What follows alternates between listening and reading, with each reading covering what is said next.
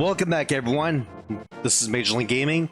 So we have completed the Desert Palace dungeon and the Link to the Past on the Super NES, and now we'll be heading over towards the Tower of Hera on Death Mountain. But before we do that, though, there's actually a bunch of collectibles that we need to get first before we head over there. So I'm gonna try to get Part 4 done by completing the Tower of Hera, but first the collectibles have to come first. And I also need to make sure I have plenty of rupees for some serious upgrades too. Oh, I didn't mean to take that guy up. I'm not gonna rewind for that.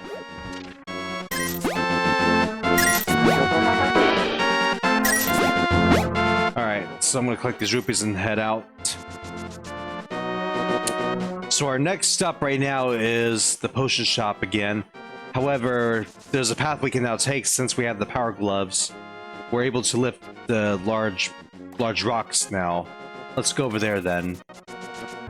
Okay, so the first thing I definitely want to mention is that the power glove will only allow you to lift up the white rocks over here. The ones that are black cannot be lifted up yet. But there will be another glove that you can get to lift those up later on. Okay. With that being said, let's go down here. When you see a pile of rocks like this, you have to use your Pegasus boots to dash into them and get them out of your way. And this is what we call Zora's Fountain. We want to get the Zora Flippers to get across what we need for later on. There's a heart piece waiting for us here too, and we'll be getting that. Yeah, so at this point you should have 3 heart pieces on you. This next heart piece will give us another heart container, which we're gonna need. Also, you want to make sure that you have at least 500 rupees on you. I have 652, so I have enough to get the flippers here. If you don't have the money, you can't get the flippers otherwise.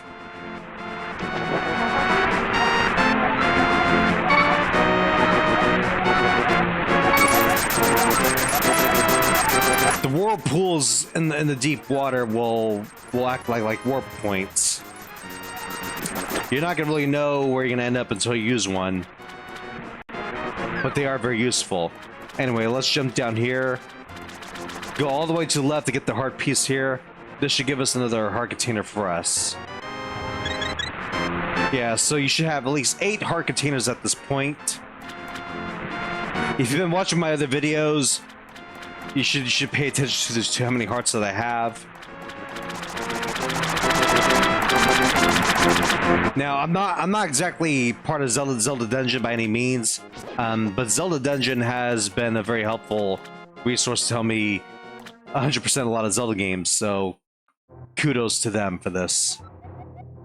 So this is a mysterious fairy fountain. We can upgrade our boomerang and also our shield here. If you have an empty bottle, you can also get a magic potion for free. When the fairy asks you if you drop something into the pond, say yes, and she'll give you something a little better.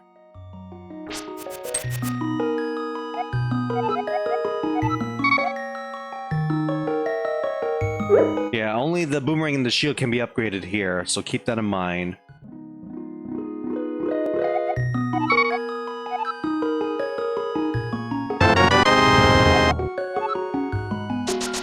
Yeah, so we have a shield that will protect us from fireballs now. Once that is done, let's go down here. We can give ourselves a nice little upgrade in terms of inventory. Over here, or we can upgrade our bomb and arrow capacity. But it's going to cost a lot of rupees to get, though.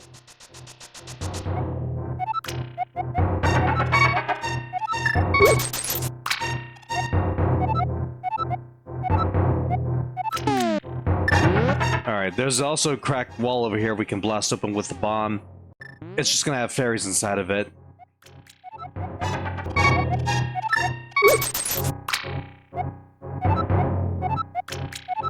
Okay, so I've thrown in 80 rupees. So So I've thrown in 80 rupees into the pond so far. Once we throw in another 20, that will equal up to 100 rupees for the fairy to appear. For now, I'll upgrade my bombs for the time being, but I don't have enough rupees to upgrade anything else. After doing this for the first time, you can throw in up to 50 rupees at a time, which will make upgrading your bomb and arrow capacity a lot easier. As a matter of fact, let me go ahead and do that right now. That's all I have, but I can get more rupees along the way. Alright, let's go. Once that's done, we're gonna go all the way over here, up to the right. There's another empty bottle we can get right now. We have to swim our way across to get to it.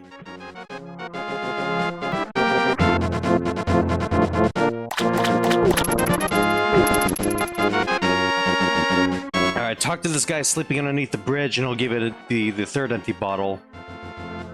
I don't have enough rupees to fill it up with a potion right now, but I can get that easily.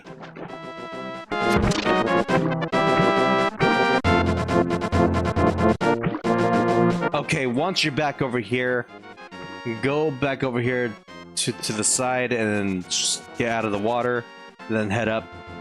We're gonna go back to where the potion shop was, but we're gonna cross a bridge this time. Whoops.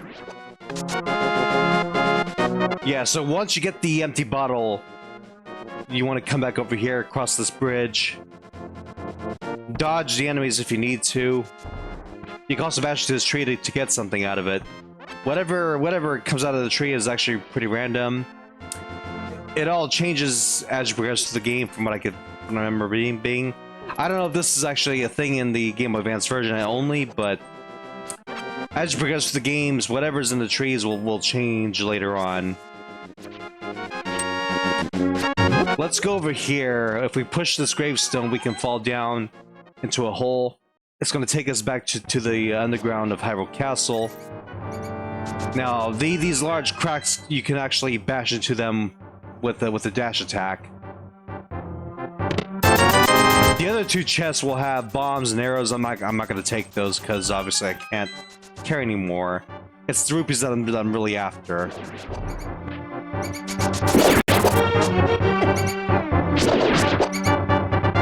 I'm going to take out these rats, see if I can get more rupees. It's not much, but it'll do.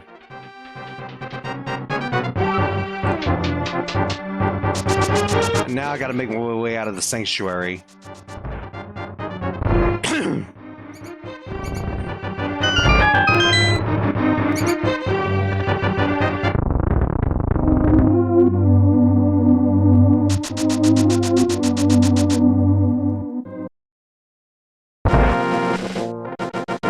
Okay, once you're out of the sanctuary, we're gonna make a left again. This time we're gonna go all the way up. There's a heart piece right next to us, actually.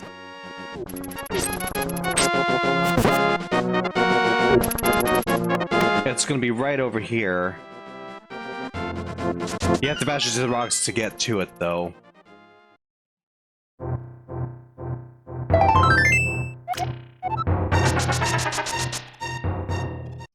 That's one of the heart pieces that we need. We'll be getting two more on Death Mountain.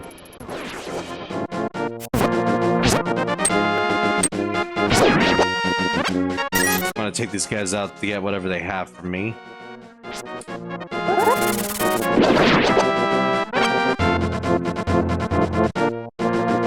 Alright, and this is where Death Mountain is. All you have to do is move this rock out of the way, and then we can enter. Collect the rupees here. Alright, let's go up. So once we enter this cave, you want to go down, well, you want to go up, then make a right.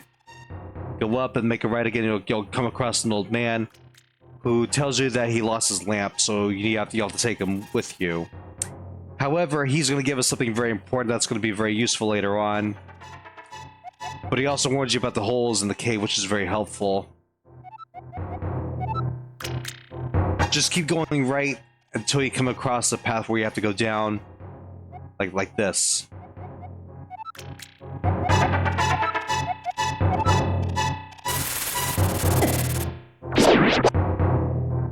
That was annoying. Okay, and here we are. We've arrived at Death Mountain.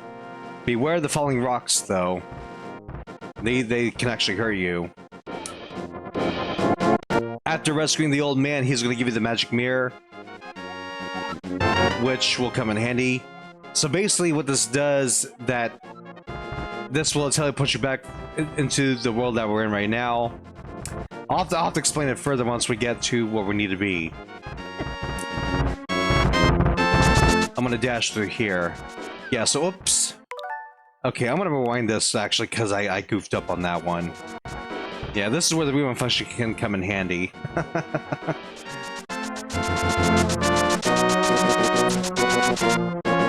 As a matter of fact, for the next dungeon, the rewind function will be your best friend. And you'll see why when we get to the point.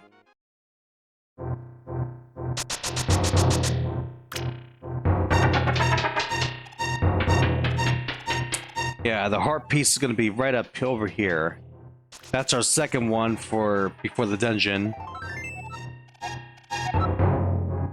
Yeah, so basically Sasra tells me we have to get to the Tower of Hera, which we already know about, of course. I'm gonna grab the fairy real quick. There we go. I gotta make sure my hearts are maxed out. The next dungeon is gonna be somewhat brutal. So make sure that you have potions with you, if you could please do that for me. Okay, let's go back up to where we were. And I'm gonna dash all the way to the right this time. Whoops. This teleporting pad will bring you to the dark world. However, by doing so, you'll become a rabbit. You cannot use your sword in this form, so you're pretty much defenseless. Yeah, so whenever you enter the dark world, you'll become whatever's in your heart and mind. So in this case, Link is a rabbit. However, if you have the Moon Pearl, you won't change to a rabbit otherwise. Yeah, obviously that guy's pretty upset, which is understandable. Anyway, grab this heart piece here. We should have three of them at this point. And now we're ready to take on the Tower of Hera. Now, one thing I should definitely mention is that the magic mirror, when it comes to dungeons, it's a very useful thing. Like, in case you forget something, like a treasure, for example, you need to come back to a dungeon, the magic mirror will help you get back to the entrance when needed. So the first thing you want to do is get this map, and then go back all the way down. We're gonna go down these stairs first to get a small key to get into a room. Yeah, don't worry about these monsters. You don't really have to take them out. Just get the key, and then get out and go back up to where the map was. We're gonna lock the door over here. Watch out for these Moldorms, though.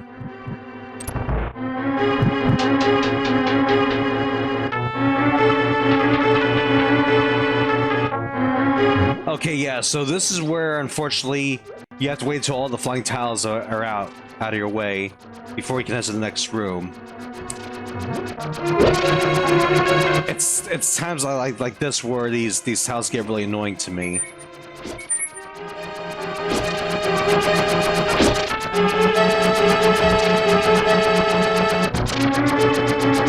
Yeah, so just keep dodging them. Once they're all gone, you can enter the room. I always had a hard time with these things as a kid. They're not much of a problem for me anymore, but they're still annoying. Okay, so we have to take out the Moldorms. Well, you don't really have to, but it's probably better to get them out of the way first. That way you can move on. Okay. Let's get these Staphyluses out of the way first, then we'll light up the torches.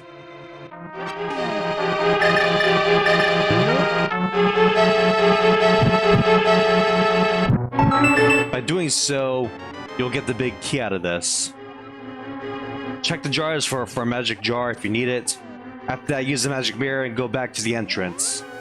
Okay, now we're ready to climb the tower. I want to get my boomerang out just in case I need it for something. Yeah, leave the crystal orb on orange for the rest of the dungeon, because you might need like a lot of hearts for the boss later. Take out the hard hat beetles, that way they don't get in your way. These are rather annoying monsters, though.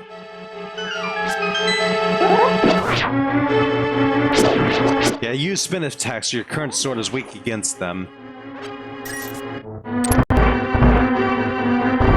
Yeah, make sure you have the big key with you before you can access the rest of this dungeon.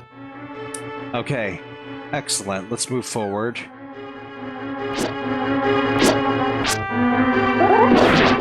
Take that thing out first. Yeah, the reason why you want to leave the crystal orb alone is because you need to have access to some hearts in case the boss gives you a hard time. And believe me, I've been there many times, actually. There are a lot of times where actually I had to use the hearts to heal myself before I take out the boss. It's not fun at all. Alright, we got the compass, we can move on. Whoa. Gotta take these monsters out first. Okay. Once they're out of the way, go up the stairs. Now, the first thing we gotta do is get the moon pearl in this dungeon. So we have to fall at the very top of this hole here. This will give me access to the moon pearl and then this chest. Okay, perfect. Now, since I'm playing this on the Switch, I have the rewind function to help me with this boss a little better. So if I need to, I can use it, actually.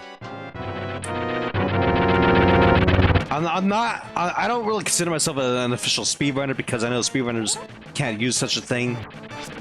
So it's not gonna really matter to me whether I use this or not. So the boss, you have to get behind the boss's tail to attack it. Be careful though, its head can make you bounce. Okay, yeah, this is where the rewind function will come in handy.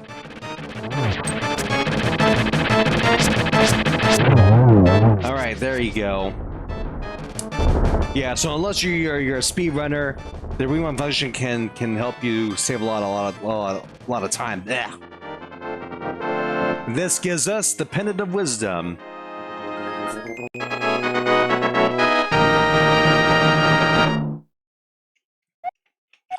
Yeah, wisdom is supposed to be blue, like I said earlier. I don't know why it's red on here, but either way, it doesn't matter. So now we're ready to get the Master Sword, which I'm going to do right now. Let's go ahead and do that then. So the exit to Death Mountain is actually pretty easy to get to. We have to dash all the way to the left, jump off this cliff. Do it again. Whee! And here's the exit. So once here, go all the way to the left. Like, go all the way to the left and avoid the holes here. Now, be careful not to dash too much or you'll fall into a pit down below.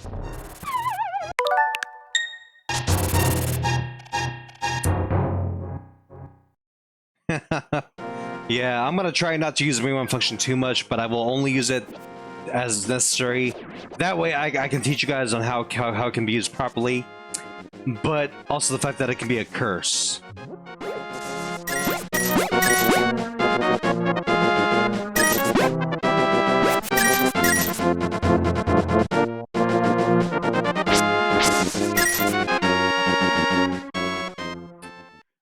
Alright, so once we're in the Lost Woods, we have to go all the way to the left. Watch out for the monsters that come out at you. That is a fake Master Sword. We're gonna leave that alone. We're gonna grab some rupees along the way.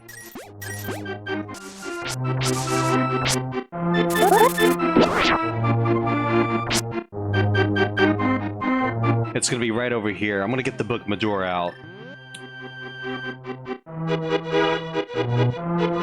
Yeah, so this is where you have to be when you get all the 3 pendants. The hero's trap on Cataclysm's Eve wins 3 symbols of virtue. The Master Sword he will then retrieve, keeping the knight's line true.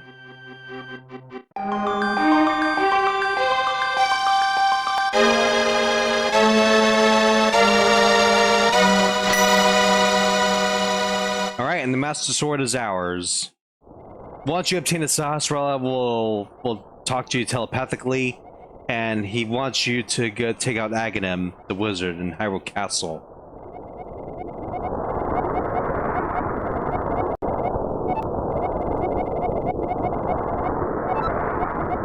Okay, I'm gonna go ahead and end the video right here. I'll see you guys for part 5 of A Link to the Past on the Super NES. So until then, this is Major League Gaming, logging out. I'll see you guys later.